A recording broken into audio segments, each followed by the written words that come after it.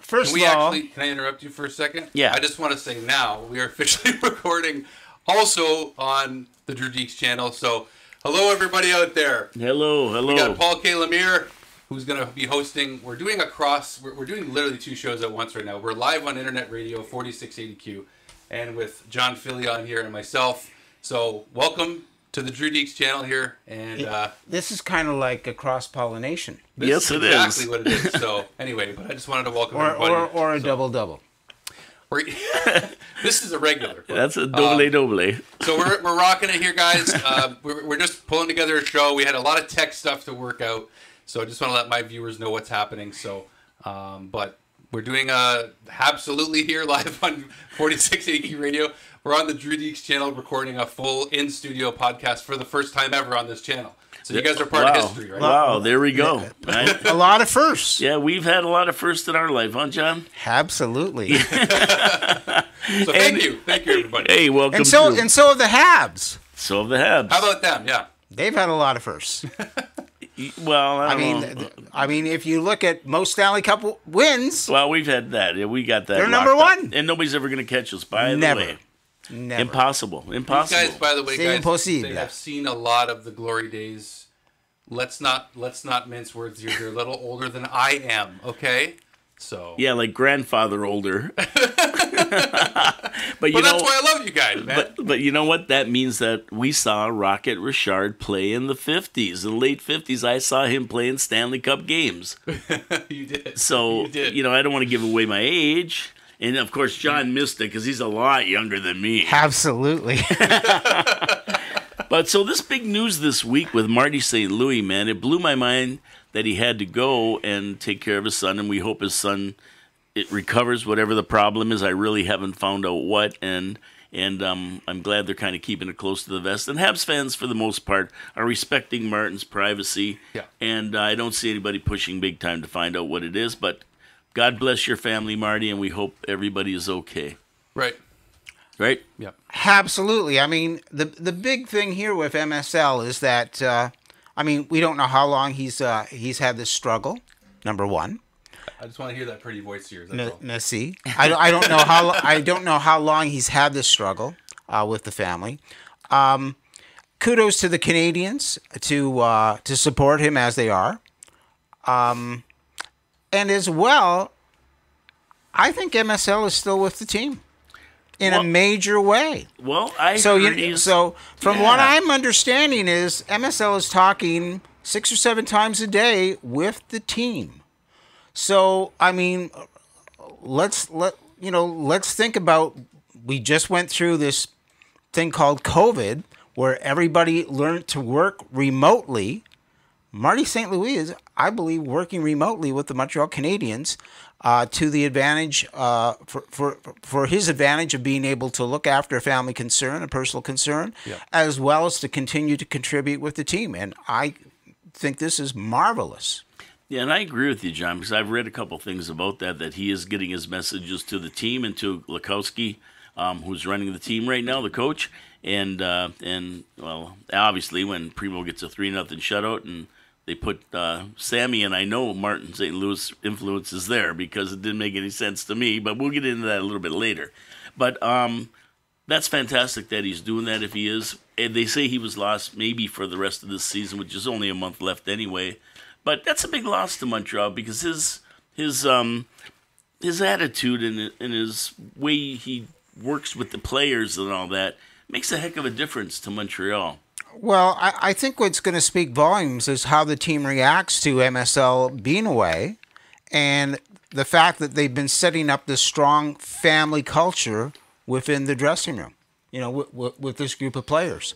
So I think the team is going to continue to carry on and play as well as they've been playing and continue their tenure of going towards, getting ready to be a Stanley Cup contender 3 to 4 years from now. What do you think, Drew?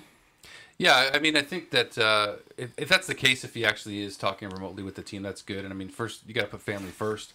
But this whole thing about the culture they're trying to establish, right from Jeff Gordon and Kent Hughes down to the player development coaches and the skills coaches and the head coaches and the assistant coaches and the players. I mean, the players are really not being selfish about any part of this development of the team. They're trying to come together as a unit, and they're trying to do it in a way that's going to produce winning long term. And whether one guy's out of the lineup or one coach is out or whoever is out, they're pulling each other's weight. They're in it to win it long term. They're all pulling together as one, and they're not being selfish. And I think that's really speaking volumes to the culture that they're trying to create, whether Marty is going to be out for the rest of the season or not.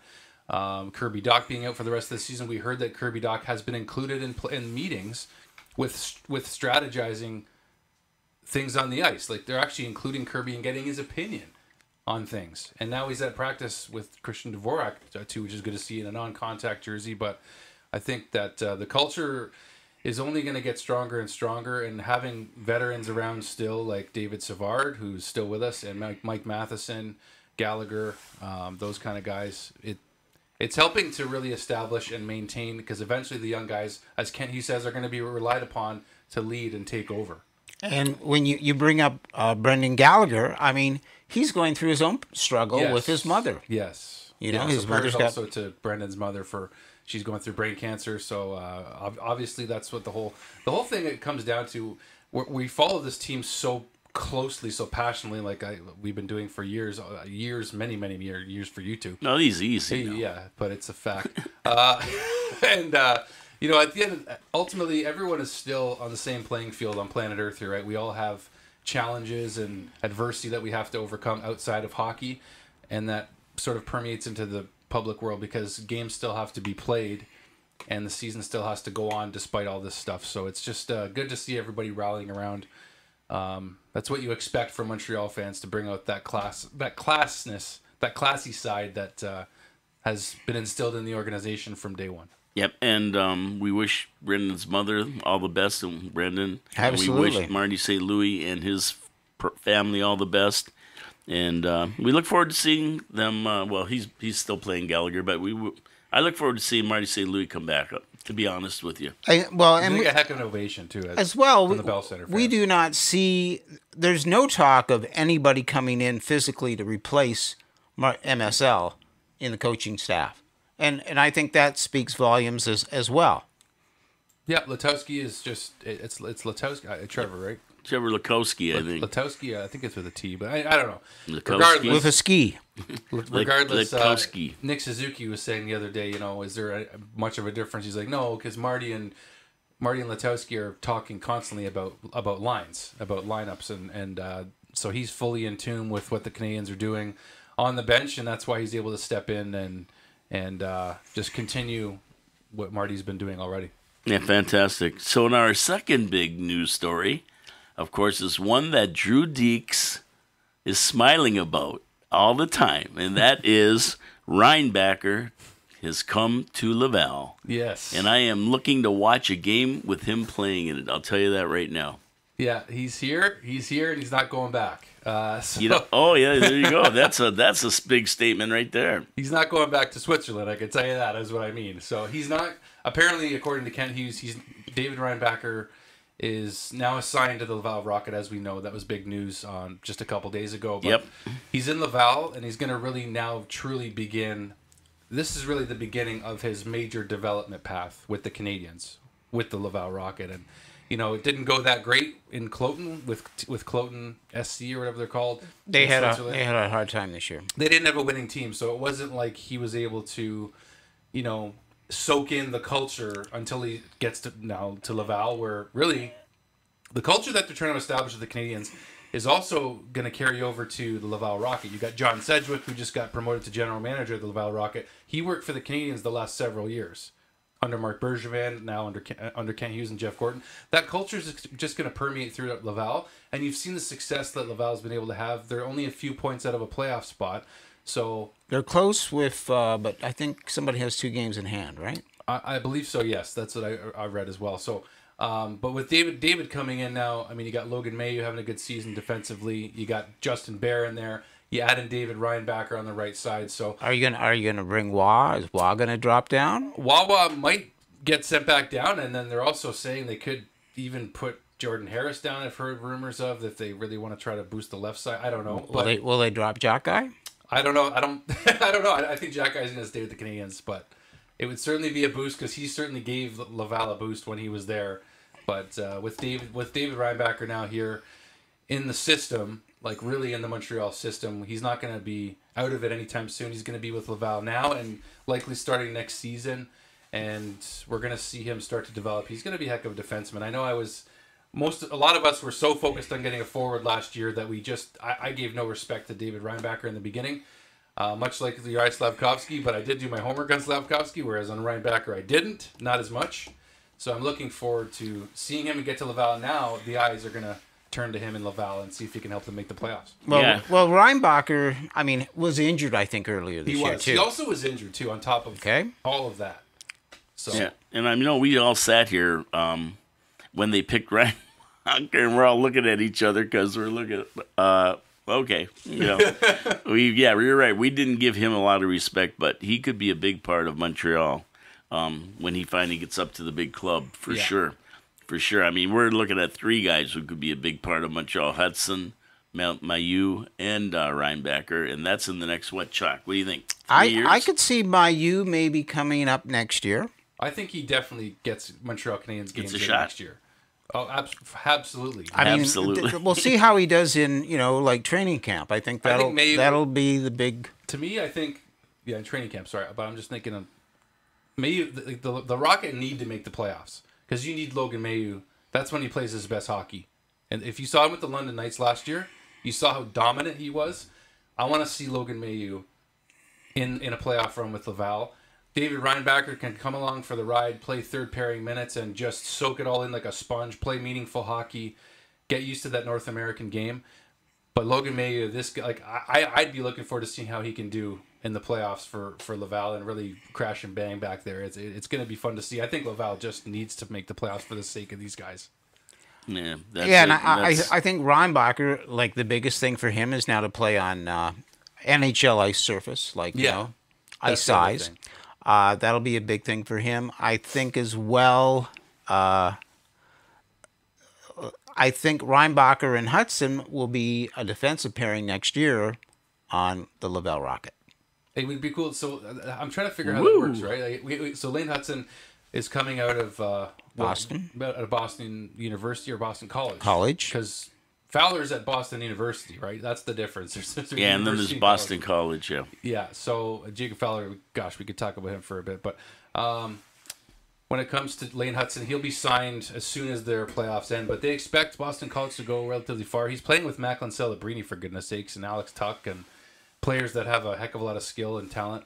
And I'm good with where Lane Hudson is right now because he's playing on the ice surface that he's going to play on. Yeah, for sure. I think this is a bigger move for Reinbacher to adjust to the size of the ice surface. You know, but I do believe the two of them played extremely well last year, and when they got a chance, when they were playing over in Buffalo. Yeah.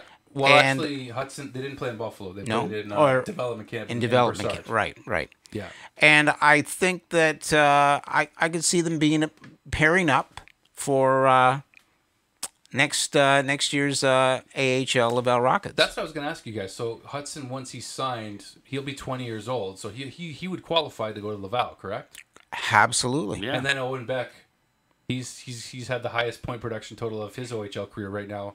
He's going to the Memorial Cup regardless because they're hosting in Saginaw. That's another subject, but we'll stick on one player at a time, right? We're getting too excited, as we always do. We get too excited, guys. We there's really do. There's a lot of moving parts. But isn't Laval going to get a nice jolt next year with possibly Hudson, Reinbacher, Owen Beck, maybe Philip Machar? Like these guys could all be on the Rocket next year. And that's when things really start to get exciting. No, we're waiting for all these guys to basically get into the system beyond just junior and college and university. Isn't next year a big year for Laval potentially here? Absolutely, but it's a big year too for these players to be playing together. Yes. Okay, and to get in tune with a system.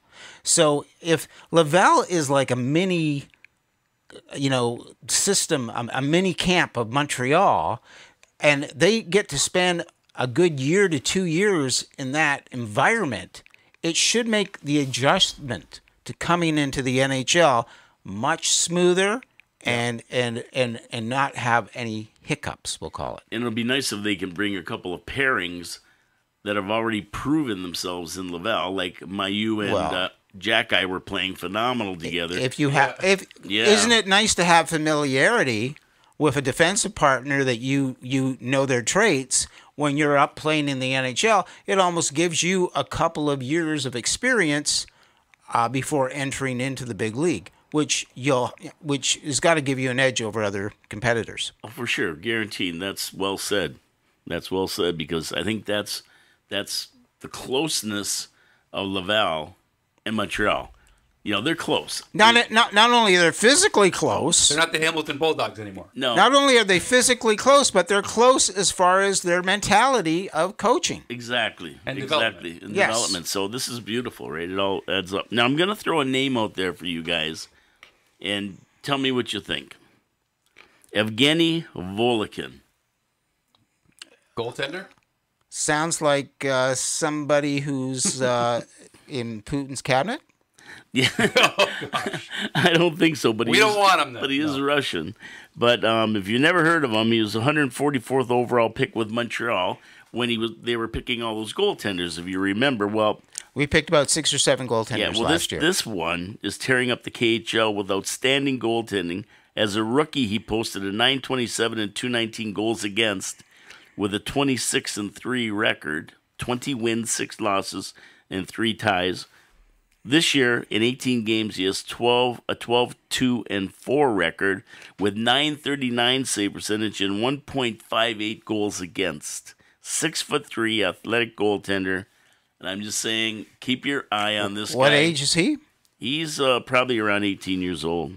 Which league is he playing in right now, though? The KHL he's in playing the in. KHL, I'm not sure what team he's playing for. Yeah. But he's doing very well, and they're talking about Jacob Fowler, of course. Now they're looking and saying, this kid here is playing phenomenal. So I'm not saying he could make the transition to the NHL. We know how that is, right? Sometimes they do, sometimes they don't. Goaltenders take a little bit longer. Yep.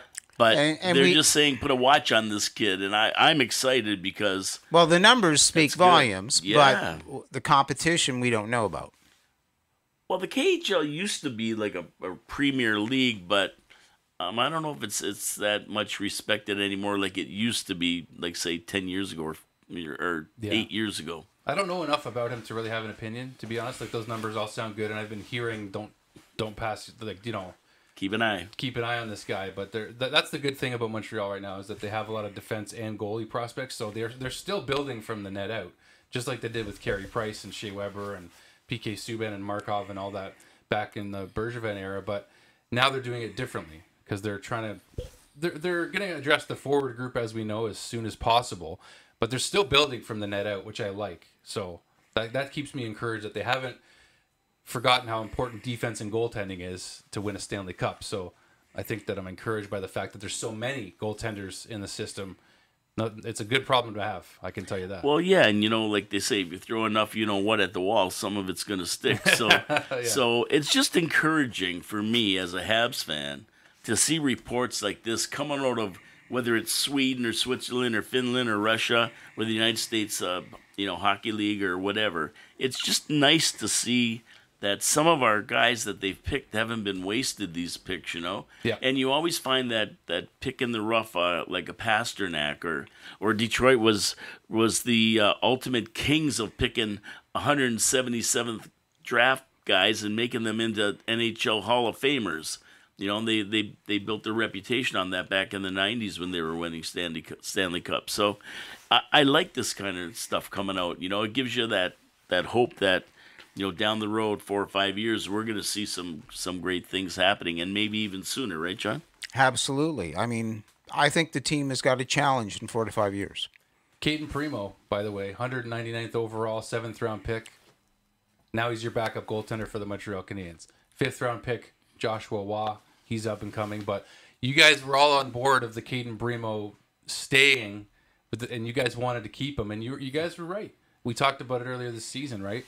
With Montreal deciding to go with the 3 goaltender system. I think it was you that said, I think they're going to keep them and they're not going to waive them and they're going to keep 3 goaltenders, which they did up until a week and a half at the trade deadline and finally let Jake Allen go. Yep. So Caden Primo, we saw him have a 41 save shutout, back-to-back shutouts at the Bell Center, and he's now your backup goaltender. And he said there's more to come. It was a huge confidence boost for him to now be officially named the backup. So it's his job to lose now as the backup goaltender for the Canadiens, and I love it. He's been growing and he's coming into his own, guys. So I'm glad that we kept him, like you said we should. Yeah, and I've been high on Caden Primo since the day he entered the league. I've been a big fan of him, and I've just wanted him to get the chance to prove that he could do it, and now he's got that chance, like you said, Drew. So, beautiful. Well, he's got the right initials. Yeah, CP. CP, what number is he getting? 30?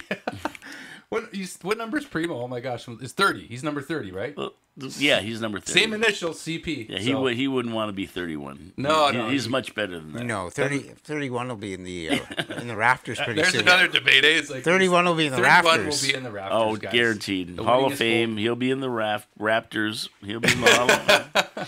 Yeah. But so anyway, that's just another guy I thought I'd mention there. We talk about different players coming up, and I read some really good stuff about Volokhin. That's interesting. No, Yeah, people have been telling me to not lose sight of him because I need to watch him a bit more and check it out. But do you guys want to talk about the Oilers game from last night, or we're going to get there eventually? We're going to get there. Yeah, we're going to get there. Paul's hosting, not me, everybody. Okay? I want you to look at the camera a little bit more once in a while just to remember. Yeah, Paul's beautiful face and that hair. I mean, come on. It's a long, we gotta get you. beautiful I know. hair. Yeah. I'm like, what's his name on the Rangers there? What's his name? Zibanejad? Zibanejad. Yeah, Zibanejad. He's got the looks line. like a monkey. Anyway. He's got the line. But I mean, we're going to go through these games just only because, of course, Saturday was Calgary, and that was the start of the Dirty Dozen. Your Dirty Dozen. My Dirty Dozen has arrived. Well, and wasn't Thursday part of the Dirty Dozen too? No, Thursday wasn't part of the Dirty Dozen. Okay. But, having talked about these 3 games, Boston, Calgary, and the Edmonton Oilers, I have to say I am really, really happy with the way the Habs have played. Calgary was a bit of a sloppy game, 5-2 game. But Boston, they played fantastic. And last night against the Oil, they came back from a 2-0 deficit. Yeah. And they tied it. And, a goofy penalty that it really wasn't even Armia's fault. He got in between Kane or whatever it was, and the stick went up, and Kane kind of pushed it up, and it hit his player. It was an awkward play. Yeah, it was like if Kane wasn't even there, that player wasn't there would be no high stick. Kane caused it. I think it was Kane who was in the middle of it. Yeah. But as far as the play of the Montreal Canadiens go, I'm really, really happy about these last 3 games. Okay, we didn't win every one of them. We did grab a point. I don't think we won any of them. We didn't win many of them. Look at it. But we did get a couple points. We did get 2 points. We did get 2 points out two of the possible 6. And that's kind of what I said when you were away. Or no, when we spoke last week, I thought they'd get 2 out of 6. There you go. And at this point in time, I don't really care about wins because the lower we finish in the standing, the better. But I do care about, like you said, John, the culture of winning and being in each game and not getting blown out or not giving up for the season. And I think that's what we saw these last 3 games. And I really can't say anything bad about the games other than, if we were in contention, I wish we won. Right. But other than that, they played great games, Montreal, the Habs. They did. Everybody is talking about the fact that the Habs have lost more 1-goal games than they have in this would make it like anybody 40 can or imagine, Yeah, they're and up to 40 and the now. fact that last year they were losing games by a greater amount of goals. This year the games are close, which means they're getting close to turning those games into wins. Absolutely. I agree 100%. That's exactly where people are looking at this team. They're saying this team is on one of the youngest teams, I believe, in the NHL. They are still, yeah. They're looking that if this team had maybe 2 to 5 years of maturity, that those losses would be wins. Those 1-goal losses. And many of those 1-goal losses, too, are overtime losses. Right. And last night, I mean, if you look at the Oilers game specifically, that 4-minute penalty double minor to Armia at the end of regulation, they almost killed off 3 minutes and 45 seconds of that double minor before Draisaitl finally scored. Yeah. I mean, that was a 4-on-3 with the Edmonton Oilers with two of the best offensive weapons in the history of the game. With Draisaitl and McDavid on the ice. And they were this close to killing it off. Well, we had three guys on the ice, right? One was a defenseman, 2 forwards, are probably two of our best forwards, without a doubt, and maybe our best defenseman. But our defenseman got caught up ice. So when the Oilers actually did score, I mean, he was not in the play. It was Suzuki and Caufield who were trying to defend at that point. Yeah, I mean, they had to rotate guys. Like, Jake Evans is one of your best penalty killers, and the kicker is that Yoel Armia is one of your best penalty killers. And he's in the box. He was in the sin bin, right? So I haven't called it that in a while. Sin bin. But Armia played a great game last night, too, I thought. And he's a guy that's been, he went down to Laval twice this season, and he came back. He got his passion for the game back. The Marty St. Louis effect again. Armia's played very well. In fact, I've been impressed. I was watching him in that Boston game, and somebody passed the puck out to him. Armia had the brilliance to have a stick on the ice. So here's a pass that's coming out from the boards to Armia in front of the Boston net. He's got a stick on the ice. So the puck hits his stick, and all he does is pick up the blade, and now the puck is on his stick. Brilliant. That's what we need. Those are solid skills. Basic solid skills. Best he's played since the 2021 Stanley Cup run, honestly. We've been all over him for the last few years, and he's got 1 year left on his contract, as does Dvorak, and who's the other one that's going to be expiring next year? I'm trying to think. But either Anderson? way, no, Josh has 3 years left still, and Josh Anderson, my gosh, that guy. I got to talk about Josh for a minute because I want you to. I do want you to. Okay. Bear in mind, Armia went through a drought in scoring last year. I got to say that, yes, and I'm not going to go all over Josh. And I'm not going to jump all over him. It's just too easy. But I think that you can just see it's like he just can't believe that he isn't able to bury it sometimes. He's getting chances. He's getting chances. I think we all are sitting here going, I can't believe that puck didn't go in the net. How did the goalie just get like a piece of it and it not continue to go through? I don't think Josh. I don't know what he's thinking. He's got the bad luck right now. He can't wait for this season to end. I'm assuming to an extent, but I'm not going to throw in the towel on Josh Anderson. But I just think that he's had a rough go, obviously, this season, but. I don't know what the future holds for him because he's on the books for the next 3 years. So is Brendan Gallagher. But if you have Brendan Gallagher and Josh Anderson as your remaining forward veterans, you can work around those guys. Not so bad. You can work around them. Brendan Gallagher's been playing really good too. And as we've discovered as well, with a lot of concern in his head, with his mom. Certainly, the games are probably a good, healthy distraction for him, But still, Brendan's been picking up his play of late. It's just Josh that just Josh is playing well, but the puck isn't going in. Yeah, it's hard to get that monkey off his back. It's the second goalless streak. You know what's interesting is that we don't hear a lot about it. We really don't. You know why? Because the top line of Suzuki, Caufield, and Slafkovsky is the one producing. I also think it speaks to the culture of the team. It's not about one player. The team knows he's trying. The team knows he's out there putting in the effort. He's putting in the work. Yes, he is. And that's why the team is accepting of his performance as far as, goals scored, assists, et cetera, et cetera. They're accepting of what the statistics are because they know the performance and the work level in practice and on the game, et cetera, et cetera, et cetera. It speaks to the culture of this team. And he'll stick up for his teammates every day of the week. I mean, you see him doing that. Yep. And that's what I mean. So he has to stay involved, and that's how Josh Anderson stays involved.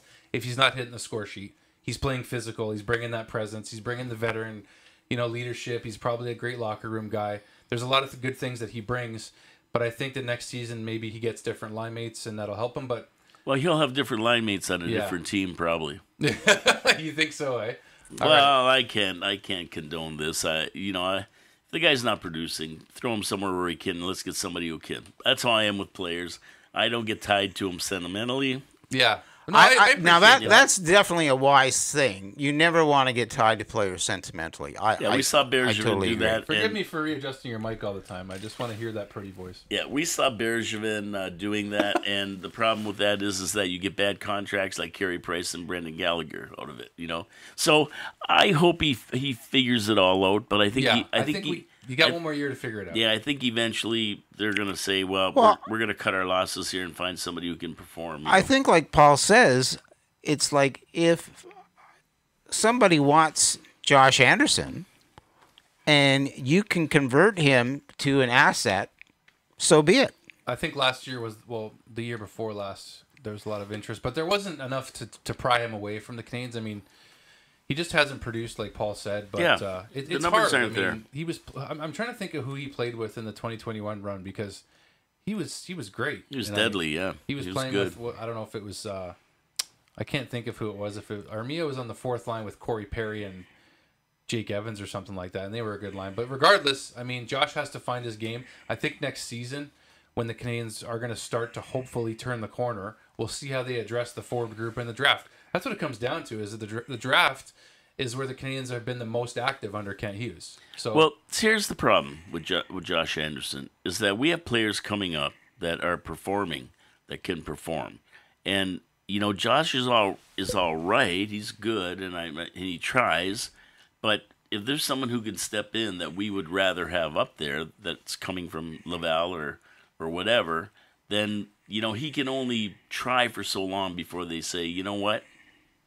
We got to give these other guys a chance. And we do have a lot of people that are ready to come up and play, right? So, we brought Harvey Pinard up, we brought Wawa up, and I'm sure there's other guys that, Gignac or whatever, Gignac, he came up, and, there's other people that maybe will come up and perform. So he can play that game, we know you're trying and all that. That's all fine and dandy, and I agree with it, but at the end of the day, production is what Habs are looking for. And when you talk about your 1-goal games, John, the difference between winning and losing those games is Josh Anderson missed shot.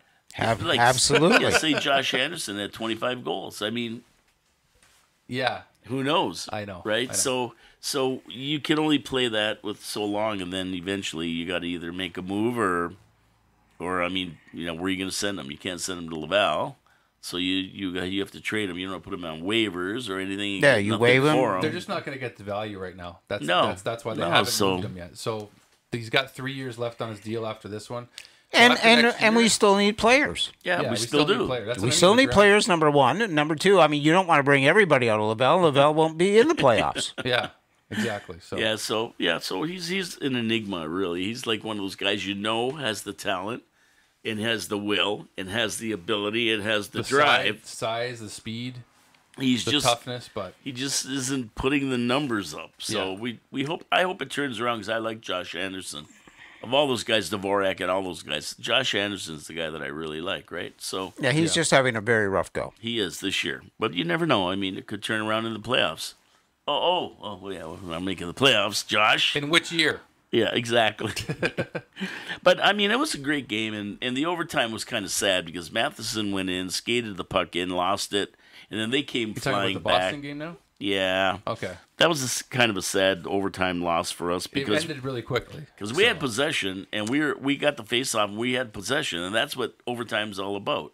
The 3-on-3. Yes. And unfortunately, Matheson made a move to the net, lost the puck, and they Caufield tried to grab that puck and couldn't. That was Caufield getting caught deep too, but I mean, I know Matheson's a defender, but it's 3-on-3. Like you're basically it is 3-on-3. So I mean, Matheson's in there, draws 2 defenders to him, and then Cole goes in, and then before you know it, pucks out. They come off the bench, and Jake DeBrusk, 10 seconds later, it's over. Yeah, and like I say, Calgary was a little bit of a sloppy game. One thing that's been good is their compete level. Yeah, despite I love it. all. So like the results aren't there, but the Edmonton game specifically, just because it's the most recent one in my brain. But the compete was there. And, Caden Gooley with that nice snipe coming in off a sweet Jake Evans pass. And they were down 2-0. The defense is contributing. I mean, they're one of the top 5 contributors in goals in the NHL. Actually, top 2 or 3. Colorado was the only. I think Colorado's the only one still ahead of them in terms of goals by defensemen. So seeing these guys jump up in the rush. Jordan Harris has jumped up in the rush and scored. Jaden Struble has jumped up in the rush. Struble got a beautiful goal. What night was it? Was it in Boston or was it against Calgary? He got a beautiful goal. Struble? Or not Struble, I'm sorry. Gooley. Oh, Gooley was last night against Edmonton. What a beautiful goal that was. That was gorgeous. And that tied the game. And that they weren't sure who scored the Slafkovsky or Suzuki goal. They finally realized it's Nick Suzuki. So Nick Suzuki's now got a new career high in goals at 27, and he's going to get 30, and that's pretty cool. That's fun. Yeah. Slafkovsky's going to have 40 points. And CC got his 20th. CC got his 20th. I have a question about that, though, is because it kind of came into my head during the game last night, and I think Slafkovsky, Suzuki for sure will stay together, and Cole and Nick have had this excellent chemistry. On the power play, they're not going anywhere. Don't get me wrong about that. But I'm still wondering if the three of them are going to remain together for several years. I think Slafkovsky and Suzuki are too good to split apart. They're just going to keep getting better. And Cole Caufield's rounding out his game. I just don't know that that's necessarily going to be the line going forward, the three of them sticking together, because I see a potential new, bigger, stronger forward mixing in better with Nick Suzuki and Slafkovsky. Like, I don't know, someone that they bring in a trade. Trevor Zegras, say what you want. I'm not even going to go the road of Zegras, but whoever it is, I don't necessarily know. I'm not convinced for sure that Caufield is still the first line winger with Suzuki and Caufield, with Suzuki and Slafkovsky as they continue to develop. Slafkovsky's winning puck battles. He's getting in there. He's creating turnovers. And so can Caufield.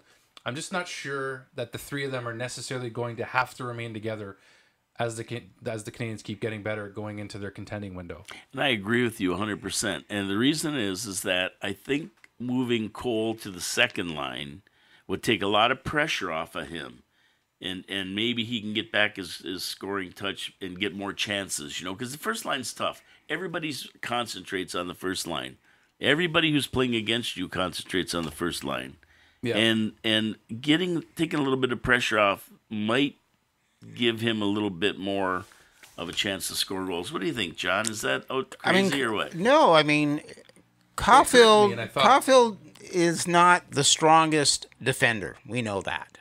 He's getting better away from the puck, but I just feel like I feel like Suzuki and Slafkovsky need a third guy who can be skilled, but he needs a bit of size. They need someone who can grind a little bit too. Well, Slafkovsky looked to be the grinder, and now is become the playmaker. He can do it. He can do it all. He can do it all. And so can Suzuki. So if you have two players like that, then you do need a third guy who does the grunt work. I just feel like and I mean, do you try and put Anderson on that line? Actually, well, they've tried. But I don't know if they've had Anderson with Slafkovsky. No, that's true. And with Suzuki. Good I don't point, think John. so. Good point. But no, he hasn't been. So on with those so two. If I go back with my friend Paul here, 50 years ago, maybe 60 years ago. Ooh. Okay, we'll actually go back. We're not telling you. We'll go back 60 years ago, and there was a guy named Jean Beliveau who was the center for L'Équipe de Canadiens, and he had a right winger named Bernie Boom Boom Geoffrion, who could put the puck in the net. Yeah, and they had a guy named. Do you know who the winger was? Drew? I mean, you know Bernie Geoffrion, you know Boom Boom, and you know Jean Beliveau. But do you know who the winger was on that line?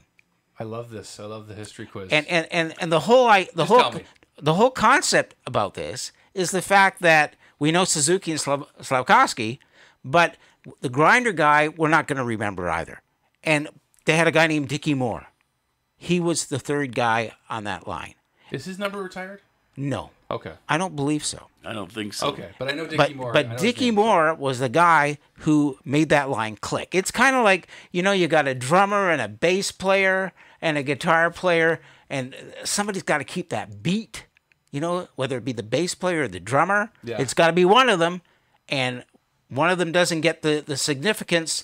If you look at our favorite Canadian band, Rush, it was always, it's like, Alex is the guitar player with the beautiful blonde hair out there, and then Pratt is playing the drums like crazy. So the bass player kind of took a bit of the Pratt, that was his nickname. Oh, and okay. the bass player Well, the Rush heads know better than I do. took a kind of a back in that band for a little while, but then of course came up front because there's only 3 of them. But that's the same thing here.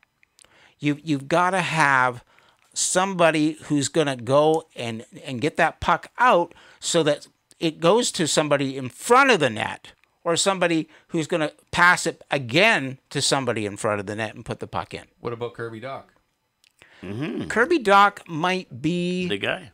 Kirby Dach might be no. Kirby Dach might be that second line center, and Kirby Dach might click with a guy named Caufield. Well, that's what I was gonna say. Like that's what I'm alluding to is Kirby Dach, Cole Caufield, and Joshua Waugh. You know, something like that. That sounds like a pretty interesting line. Alex Newhook. What about Alex Newhook with Slafkovsky and Suzuki? No, because Alex Newhook's profile is much like Caufield's. I suppose. And I think I think Alex Newhook can be a lot more active on the ice. Like he can really move. He's got wheels and he's got hockey sense. He's the fastest Canadian on the team. So I even asked him about that. I think as well he can be a playmaker in that sense. Yeah. You know, but I think what they need on that line is just a little more presence, like more physicality. Exactly. So is that come through trade? Like that's what I'm thinking about right now. Maybe because it's not coming from Laval, in my opinion, right now. It's not. Is it coming? Is it coming out of free agency? No, prospects. In the next couple years, prospect. Well, that's what I mean. No, at this moment, I wouldn't say so. No, unless you draft somebody like a Caden Lindstrom. Now you're talking. I mean, now you can. Is Caden Lindstrom's a centerman though, right? You're not putting Suzuki on the wing, and Slafkovsky. Some people have suggested him as a center. I think he's a winger, but this is a good problem to have, and that's why Kirby Dach is such an X factor in what happens with the center depth going forward. So right now, I think the biggest problem with the Montreal Canadiens, and it has been I shouldn't say the biggest problem, but it's a problem for the Canadiens, is Cole Caufield. In terms of, what do you mean the biggest problem? Well, right now we have Cole Caufield on the first line. Right. I think they're actually probably a little hesitant to move him off that line. Yeah, to take him away from Nick, you're saying. And also to say, Cole Caufield, you're not a first line player. Well, I think they're kind of paying him like he's a first line player. I shouldn't say that this is a foregone conclusion that this line won't stick together. I'm just wondering if it can get better. Because with Slafkovsky and Suzuki, those guys, to me, in terms of the way they play and what they bring, it's very clear what they bring. And you know what? I like exactly what you're saying. I mean, Cole Caufield, I give him a lot of credit. He's putting in a lot of effort. In that Boston game, I was most impressed with the way he was checking players. Yeah. I hadn't seen that from him. He helped create that turnover that led to Nick Suzuki's goal. So don't get me wrong. I'm not sold that he's not exactly. the guy. Exactly. That was probably that's progress, right? That was big progress for him. I was really impressed by that. But where he goes every night, it's not necessarily there. And he might have an easier time, like Paul said, of playing against a second line from a competitor. Yeah, that's what he might have a bigger edge playing against that second line that gives him more of an opportunity to produce and put pucks in the net. And he does have to play with a player that has good hockey sense, though. Because he is a goal scorer. So yes. I could see... And a playmaker, too. I wouldn't mind seeing Newhook, who I think has a lot of great hockey sense, playing with Cole Caufield. So Newhook, Caufield, Kirby Dach, get settled then. Yeah. Okay, that's it. I think it's settled. Call Marty and tell him. Well, I'm sure MSL is listening, and he's going to be calling one of his many calls back to the team today. Marty's got enough on his plate. Yeah, well, we do know that they listen to the show, so. Yeah. Because some things I've said, they've repeated. Absolutely. Yeah, some ideas we have. I think that's the crux of our show is Cole Caufield the best possible winger for Yevgeni Slafkovsky and Nick Suzuki? Because I think Nick and Slafkovsky are. I have a hard time seeing them like those two lately. You've seen those little dishes that Slafkovsky's given to Suzuki, and like I know Nick and Cole are best buddies, and like they have good chemistry. The three of them have good chemistry. I'm not saying they don't. I just want to make sure that it's the best possible line. But I like John's available. analogy with Dickie Moore because sometimes you need that guy who maybe isn't the player the other two sexiest? are. Wasn't the star. But he does what he has to He do. made the line click. Now, Right, here's another exactly. question then. Here's another honest question. Let's say the Canadiens do draft this Caden Lindstrom. Let's say they draft a centerman in this draft, and he becomes the second line center. Then now, Kirby Dach has shown he can play on the wing. Nick Suzuki, Kirby Dach, and Slafkovsky. It could be the mix. It could be the mix. That sounds like a first full line to me. Nick No. Suzuki, Kirby Dach on the right, Yuri Slafkovsky on the left. That sounds like a big bad line to contend with. I agree. They're both With a lot of skill, big players. Speed. I would say medium speed from all of them. Kirby's got a long reach. Slafkovsky's got a long reach. And they're both big Suzuki's guys. skilled. That could be your first line center of the future. Now I'm starting to think. I'm trying to think on the fly here, but Nick Suzuki, Yuri Slafkovsky, Kirby Dach could be your first line. I'm getting excited just thinking about it.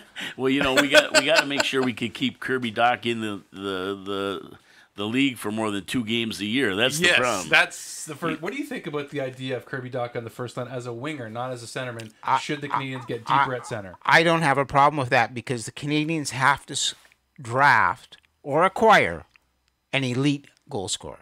Okay, and I'm on board with that as well, as we all are. So on your second line, then you got your new hook and Joshua Waugh, and then you need a centerman, is what it comes down to, right? So third line center could be Where did Owen Beck. Caufield go? Oh, that's right. Thank you. He's Sorry. on second New line. hook, Caufield. Who's on first? Yeah. You know, it's going to become a very organic process. I think the next 3 training camps are going to be very, very interesting. Maybe I agree. Maybe I'm loading the first line too much, but at the same time, I don't know. It's hard to. Well, I mean, you want to have a degree. You know, you got who you got in the first line in Edmonton. They see Kirby Dach as a center, though. The key here is maybe I'm just pipe the dreaming key here but is I the don't know. chemistry.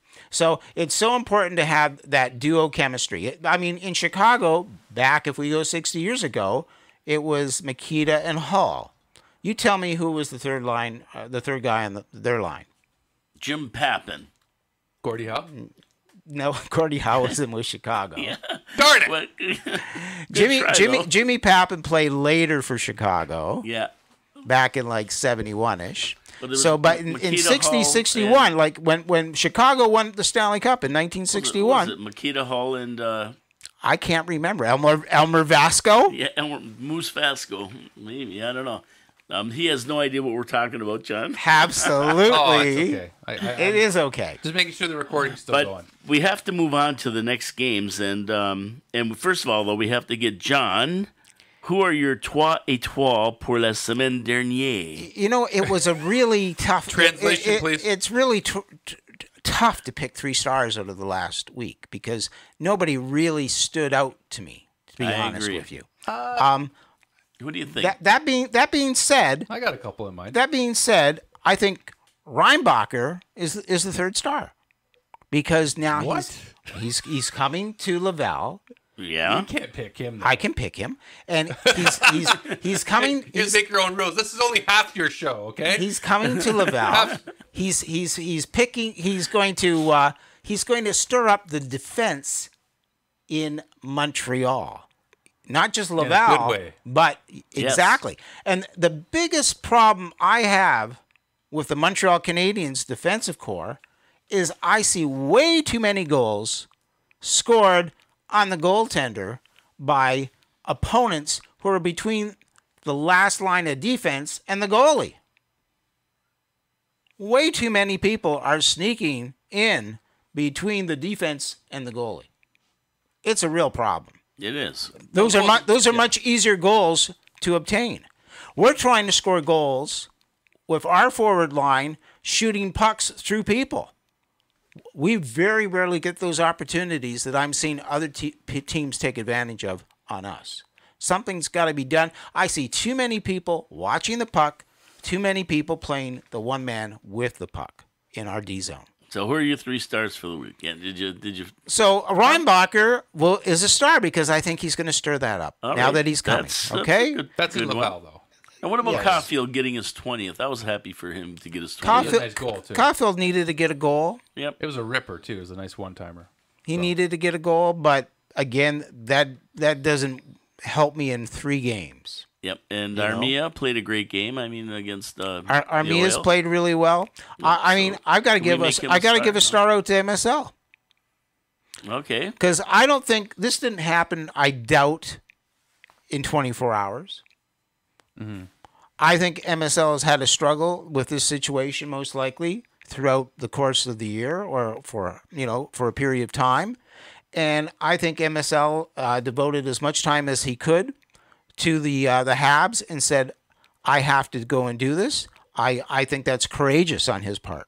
Okay, well, who's the star? What do you think, Drew, if you had to pick 3 stars? I think Arbor Jacki has been playing a lot better lately, and I'm noticing a better head on his shoulders just from an overall standpoint. So I'm going to go with Arbor. I'm going to go with Slafkovsky. He's been consistent lately for me, working his butt off every night and producing on top of all that. And then I think I'm going to go with Nick Suzuki. So to me, your captain leads by example, and he's taken a step forward for me. Cole Caufield's probably hanging around there, but I got another one too. So I really, if I'm gonna slot somebody in, maybe for Arbor Jacki, if I had to, I would have to say Caden Primo.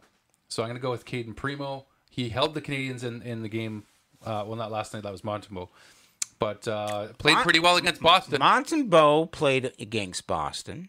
Montembeault played against Montembeault is the goaltender. Caden played against of Calgary. the last 3 games. Yeah. Because Caden played against Calgary. Yes. Yes, but of the last 3 games, I'm picking Montembeault over Primo in the sense that he took 2 games to OT. True. So sorry, I had to get my head. And I really can't add to your picks, you guys. You picked everybody I would pick anyway. But I just want to say one thing about Arbor Jacki. Last night, Pizzetta got in that big fight, and he I missed the first period. He did so okay. He did okay, but that guy was a pretty tough guy. He was fighting. Was now it I think it would have been very. It starts Deharnay? with a C. No, it starts with a C on oil. Okay, I'll look. But anyway, Arbor Jacki could have got involved in this later on in the game or whatever, but he didn't, and I thought that was very, very good that he's learning. He has been to doing pick that your battles on a regular basis. So to you're pick right. His battles. You're right. He's been doing that on a regular basis. Okay, Sam Carrick. Yeah, that's the guy. Sam Carrick. Started with a C. So we, that's what I mean. You're seeing the maturity out of Arbor Jacki. And I like it. And I like it because he's a good player. He's picking his moments. He didn't even drop the gloves with Ryan Reeves, even though Nope. George the Rock promised all of us that he was gonna. Yep. He didn't. But that's fine. Which is great. They're going to play again Because at the end of the season. You don't want the referees always looking at Jacki. Exactly. Okay? So if Jacki starts to man up in a sense and say, "Hey, I'm not doing silly stuff," then he'll get the respect of the refs and he'll only get called when he's actually doing something that he deserves a penalty for. He's not a one-dimensional player. That's a good point. That's a good point, John, And because I'm sure the referees last night after Pizzetta's fight with this guy were looking for Jacki to find this guy and tune him up a little bit because Pizzetta's not Jacki. But he didn't. And I think you're right. You don't want the referees looking at him. In general, in the scrums, though, he's chirping at guys, but he's keeping it at that. Maybe, but he's also grabbing guys, sometimes 2 at a time. That's fine, but just don't get a dumb penalty. And earlier in the season, he was taking dumb penalties. I haven't seen him. He took a lot of bad penalties. I haven't seen him take a bad penalty in a while. And that's important. That's why he's up. That's why he's staying up. That's right. Exactly. Yeah. So and remember at one point, maybe it was 2 or 3 years ago, Brendan Gallagher took a lot of penalties that he did not deserve because of the way he had played in the previous 2 or 3 years. Right. And that can kill you. That can be a career killer. Yeah, Bergevin used that career killer against Brandon Prust years ago and made him cry, literally. He came on Habs Tonight and talked about that. How Brandon Prust called out Paul McLean in the media, the whole... he called out the referee. He called out Tim Peel or whatever it was, and and called it a career killer. But anyway, just digressing here. What else we got before we wrap up here? We got to wrap up soon.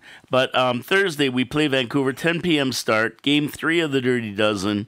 Vancouver leads their division, is still battling for the President's Trophy for the best in the league. I see no other ending than a Vancouver win in this game. The Nucks are hotter than hell. And 6-2-2 in their last 10 with a plus 55. My bet would be Canucks minus 1.5. We're not in the same league as these guys. Our first meeting in November generated a 5-2 Nucks win. I don't see anything different this time. Sammy gets the start. What do you think, John? I think definitely. I agree with you totally. Although I could see Caden Primo starting this game. Okay. You think Sammy starts against Seattle? I think that'd be more of a Primo game, I think. Well, I could see them rotating. Yeah, they have to. I mean, there's only 2 goalies now, which I like. So let's see if they start to rotate these goalies, because you still want to find out. I mean, you're not going to the playoffs. You still, if I'm the coach, I know I'm not going to the playoffs. I've decided that Caden Primo is my second goalie. Now, Caden Primo, I want to see as much of him as I can for the balance of this season. That's true. To see where he's going to be and where he's going to lead with me going forward next year. Okay, I could. So, it could be Primo, could be Sammy. I never know anymore. We don't know. Too. But my philosophy at this stage, where the team is at, is to flip them back to back for the rest of the season, just to see where Primo's at. Right, and that would be a good thing, because we do want to give each one of them the games they need. And that would be good to split it just to see where we're going, because it doesn't really matter at the end of the day. They're both I think they're both pretty good goaltenders. So, now let's take a look at them. We have games that we're not going to be doing anything with when you talk about it, because it doesn't really matter. And let's play them both. What do you think, Drew? Well, yeah, there's no choice. You have to play them both. I mean, that's the only choices you have. But yeah, true I'm enough. looking forward to, because we're not apparently going to see David Reinbacher with the Canadiens, I am looking forward in the next month to potentially seeing Lane Hutson, though, get a look with the Canadiens. So I'm looking forward to seeing how our power play, by the way, I think we have to talk about, because it's gotten better. It's definitely gotten better. Alex Newhook has actually made a difference in replacement of Sean Monahan. Mm-hmm. I think that he's done an excellent job in coming in and really showing what he can continue to be. He's still only 22 years old. Alex Newhook's already a Stanley Cup winner. He's a guy that came from a winning culture already and is now trying to establish himself in the top 6 on the Canadiens, as we believe he will and has been doing, but also a power play guy. And I really want to see Lane Hutson on a power play with some of these players and have 2 solid power play units going into next season. So I'm looking forward to seeing him come in after Boston College finishes their run, which hopefully they do have a long run, and we wait to see Lane Hutson for good reason. But it'd be nice to see that, and I really wouldn't hate seeing. Well, today is what, March 19th? Yep. 20th. March 20th. Season ends for us April 16th. Is Lane going to be available? If Boston is still in the playoffs, no. If he's not, he'll be signed. We know. I don't think he's going to play for Montreal this year. No. Okay. I don't know if he'll be able to make it up in time. It might be too tight. Yeah, we'll it might see. be too tight. I don't think you're going to see him play for the Canadiens this year. If anything, I don't know when their season ends. Let's find out. But if Laval doesn't make the playoffs, then I might see a guy named David Reinbacher. Well, Hughes said no, but if they don't make the playoffs, then maybe he comes up. I might see David Reinbacher play a game. Yeah, play a couple That's games. That's the only way I see David Reinbacher, and I think it'd be fair to see your 5th overall pick before your 62nd overall pick in Lane Hutson. But if Laval doesn't make it, but I expect them to make it. I'm expecting them to make it, to make a good push here. They're only a few points out, but if they don't, when I hear they're a couple points out, but if somebody has 2 games in hand on them, that sometimes can be difficult to climb. So Sunday, March 24th, we have a 9 p.m. start against the Kraken, Game 4 of the Dirty Dozen. Now, this should be an interesting game. Habs could possibly win this one. Kraken are a decent enough team, but they're just playing 500 hockey, and they can be beat. We did play them at home in December and managed a 4-2 win. So this is definitely a game Habs can win If the travel through the West and the 3-hour time change doesn't sap their energy, you can mark a W beside this game. Primo gets the start. I just want to let John know that unfortunately, the last game of the Laval Rockets season is April 20th after the Canadian season ends. Well, So there that's you go. why So Kent Reinbacher will not be playing for the Habs. So Kent Hughes knew what he was talking about. Saying Absolutely. it might come down to the last game of the season. So Reinbacher, there's no reason to bring him up to Montreal. For what purpose? There is no reason. They do favors for these NCAA guys. That's why when they sign with the Canadians right after the Boston College season, they burn the first year of their entry level contract, and then they get a look in the NHL. It's kind of a deal that they had with Sean Farrell last year. He came up right after being signed. So I think that you're right. Lane Hudson has a much better chance to play with the Canadians than Reinbacher. Reinbacher has left the building, everybody. Yeah. Actually, he just entered the building. So he's not going anywhere, Paul. I don't care. He's in a different building. He's just down the road. Down the road, Broussard. So, yeah, I think we can beat the Kraken. I think that if we're going to win a game... Let's get Kraken! And the travel and time change and games don't take their toll on the Habs, then we could put a W beside this one, and we'll actually get a win. I don't see why they can't beat the Kraken. And they beat them before, too. So yeah, this season they did, yeah. Well, I mean, to me, all 3 games are going to be tough games. 2 of them are really tough. Like you say, the Kraken is a possibility. Then they got Colorado, and they played well against Colorado. Tuesday, March 26th, Habs are Colorado. 9 p.m. start, Game 5 of the Dirty Dozen. Yes. I don't see them winning that game. No. It's going to be a tough one, and Avs are red hot right now with a 9-1-0 their last 10. As a matter of fact, they're white hot, sitting just 4 points off the President's Trophy pace. They boast a plus 51, just a bit better than the Habs. A bit? Yeah, because Habs are minus 51. So the 102-point swing.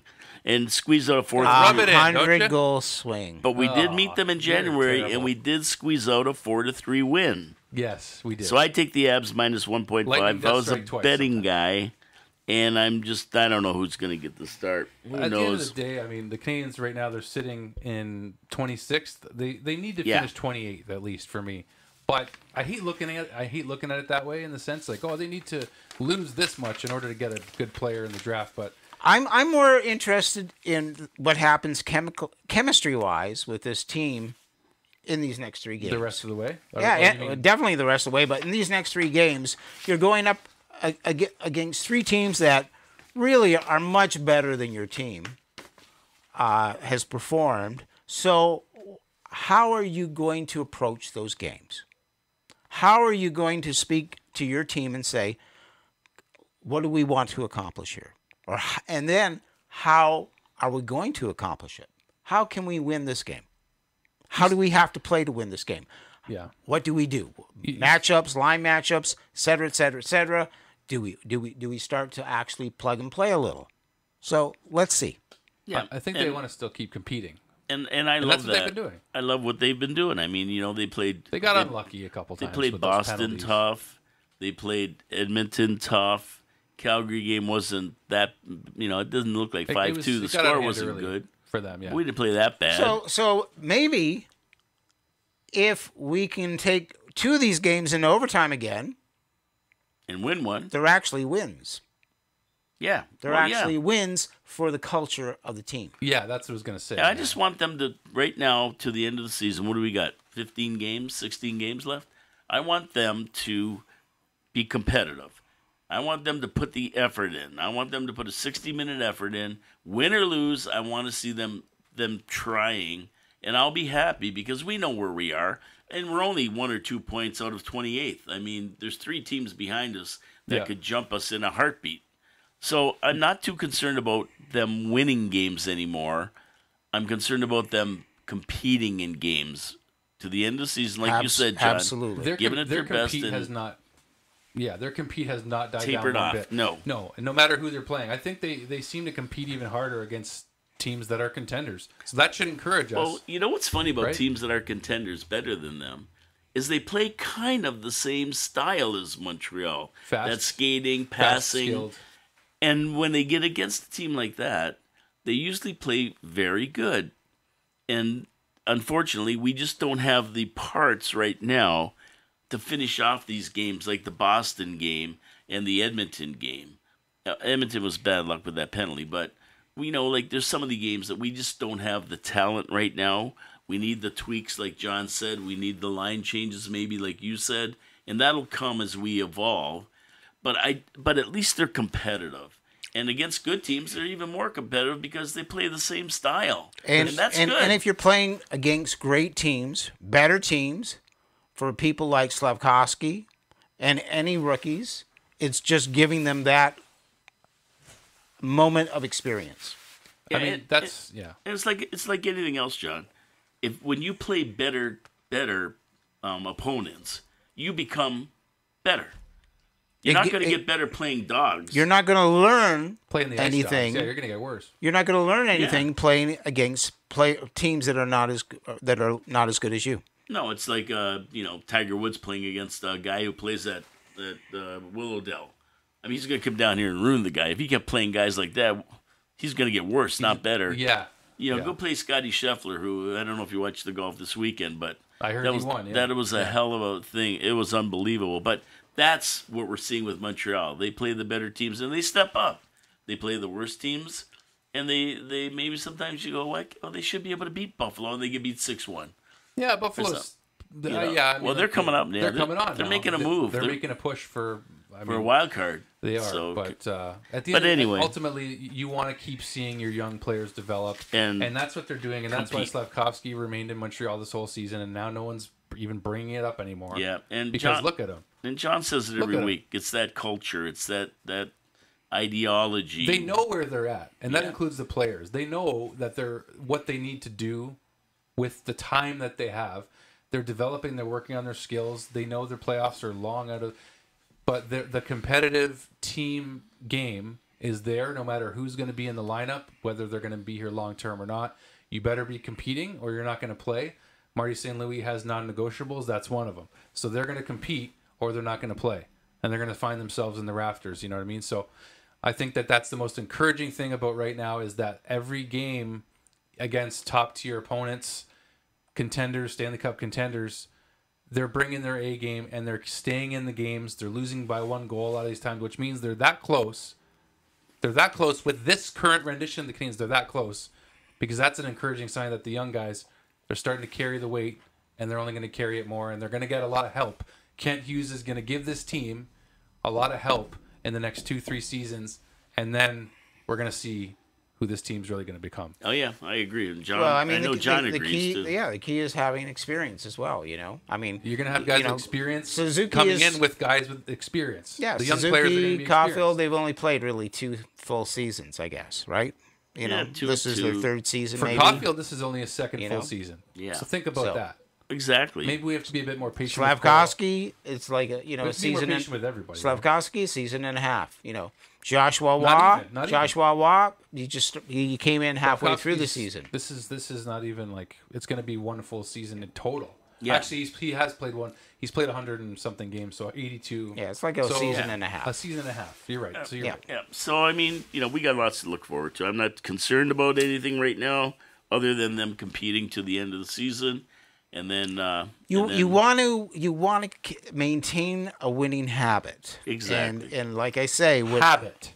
If you take I wouldn't have it any other way, John. If you take a team to overtime, that's impressive right now. Yeah. Especially if you're taking a team like Boston or Edmonton. If you can take Vancouver and Colorado to overtime, that's impressive. Which is nice because this keeps us, even though the playoffs are long gone, this is what's keeping us interested. So I think the Canadiens are doing a good job of keeping fans, making these games watchable. Because 2 seasons ago when they were right down the bottom, those games weren't watchable. So these games are, and that's why I'm encouraged by the growth from the young guys, regardless of what the results are. Yeah, and I'm still waiting to watch a guy like Harvey Pinard. What's he going to do in tonight's game? He was a bit more opportunistic last night, I think, against Edmonton. So again, these guys, some of them, who knows what their long-term future is. But I'm still waiting to see Caden Primo have another shutout. There you go. There's the reasons to watch. Yeah, and last night was a great example because at 2-0 going into the third, I really wasn't upset or concerned. I'm going, it's only 2-0. It's not 5-0. And they've shown that it hasn't been a big And then they come out in deficit. 30 seconds, score a goal, and I'm going, well, this game's back in contention. And then they tie it up, and of course the 4 minutes screwed us up. But other than that, But defensively, that game though, could have tipped. Defensively, They I were was great. encouraged. I mean, they're defending the top power play in the NHL, and they got this close from killing off a 4-on-3. Yeah. Double minor in overtime on a 4. Like, that has to keep you encouraged too.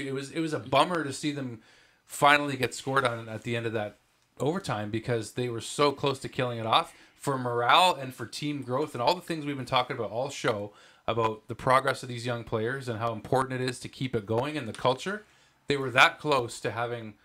I mean, that would have been a huge morale boost to get at least to a shootout and take it to the shootout. yeah. Whether they lost in the shootout, whatever, but to kill off like that, they were that close. We're talking about them being that close to getting that next goal to win games next year and going forward.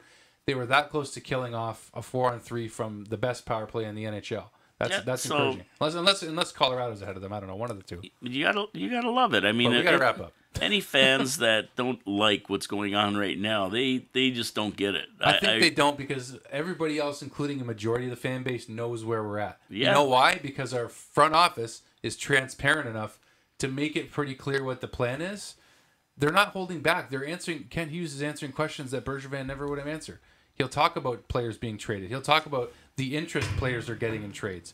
We're getting things that we just haven't got before, and that's what I mean. That's what I enjoy about this whole process. I mean, they're appearing on podcasts every month, every other month at least. You never saw Bergevin on a podcast from Montreal Podcast. No. Jeff Gordon and Kent Hughes are going on those podcasts and answering questions and talking about the whole process and the experience of running the Montreal Canadiens and what kind of team they're trying to build. I mean, we're all being included in the process as fans in a way we haven't seen before.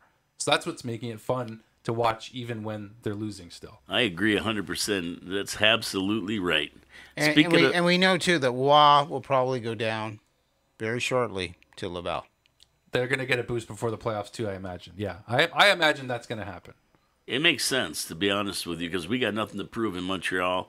And Laval, we do want them to make the playoffs and give those players some playoff experience. Yes. So it would only make sense to throw a couple guys down there to help them out, and gives them more ice time, and it also helps Laval to reach the goals they want to reach. Yes, which is good for Habs, right? So Absolutely.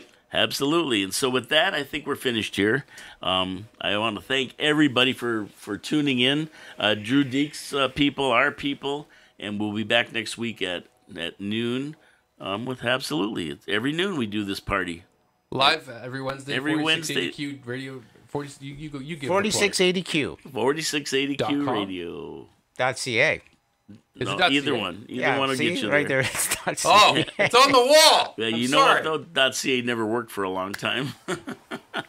I always go to .com, but I think .ca right now will take you there. Either way, you're going to get to listen to us on Wednesdays at noon live from downtown Niagara Falls, Ontario, Canada on Chrysler Avenue, and you got to love the show. Anyway, thanks for coming in, Drew Deeks. Always fun when you get in here, and we do talk about a lot of really interesting stuff. Always a pleasure. And thank you all for watching, guys.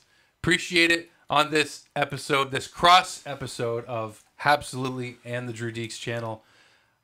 This was a blast, as it always is. Spirited conversations, debates, if you will. But it was a blast. I'm going to hit the music here just to sign us off here a little bit on my end.